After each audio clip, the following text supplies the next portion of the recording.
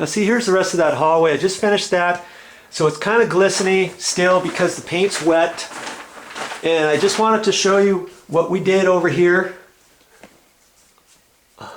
See, we put the frog tape, we put it right here because the paint is going to roll over this edge to there. And they also did it up here at the top. See, I've already painted that ceiling over on that side there. And we ran the frog tape up here, made a nice straight line there, and I continued the ceiling paint right up to that edge, and then we're going to pull this tape down. Okay, and see this alcove, we were wondering what we were going to do. See, look how high this is. This is going up the stairs this other direction. Okay, and we were wondering, okay, where are we going to stop our new paint? We're going to stop it right there, or are we going to continue it over? And then how are we going to do this over here? Well, we decided we're just going to take it and we're going to take a chalk line. I'm going to snap a line straight across there. And then from there down, we're going to have our new paint for now. Later on, he'll decide what he wants to do in this high alcove here. Okay? Somewhere along the line, you have to figure out where your paint is going to stop and start. Yes, very important. It was so nice not to have to cut around these with a paint roller and then a paintbrush. All the trim pieces. You know, now, before you put them back up, make sure your paint is dry all the way. Maybe even wait overnight. Make sure it's cured a little bit before you snap that trim up and call it good. Yeah.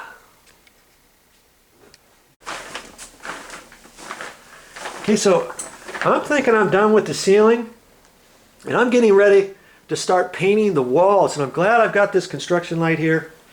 And I'm going to keep using that. That helps me find the holidays and make sure I get a full body of paint on the ceiling. I'm going to use that for my walls too. And I'm going to use my trusty craft paper here, my mini roller, and just my cheap little pan.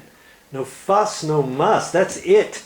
And then after the ceiling is dry all the way, what you want to do is then you want to stand back. You want to turn the lights on, and you can also take your construction light here and you can shine that up on the ceiling. You can kind of look back at an angle and kind of look and see if you have any holidays. Holidays are little bits that may look like you need to add just a little bit of paint here and there. Then after you do that, turn all the lights off. Believe it or not, sometimes you turn all the lights off, you might be able to see more than you can when you have them on. So you want to try it both ways. So before you get done with all of your painting, check out the ceiling and do it. You know, if you got to spend a few more minutes on it, it's well worth it. It's going to look good. They're not even going to know you did it. Look at this. I don't have any paint on my goggles. Hardly any. There's a couple little small pieces right there, and that's it. I don't have any paint on my face. I didn't wash anything off. I don't have paint in my hair. I didn't even wear a hat. I was going to wear my hat, but I didn't want to mess it up if I got paint on it. I don't have any paint on my hair. Look at my shirt. No paint on it. Here's my belt. No paint on my belt. This is a back brace. And by the way, use a back brace when you're painting. And anytime you do any kind of lifting or just work around the house, get your belt on, back brace, and it's got ribs in here and it really helps. And yeah, remember I told you I was in my socks? Well, here's the other test. Let's look at the bottom of my feet and see if I got any paint on there. Look at that, nothing.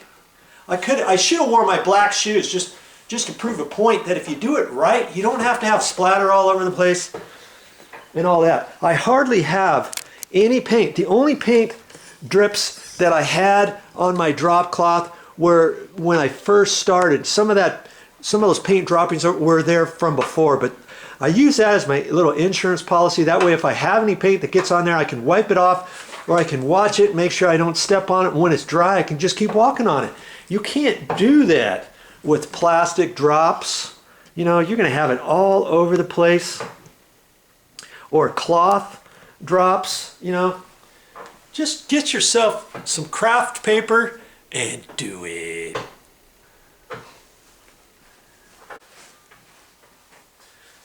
Hey, that's all I have for this time, but I'll be back with more videos.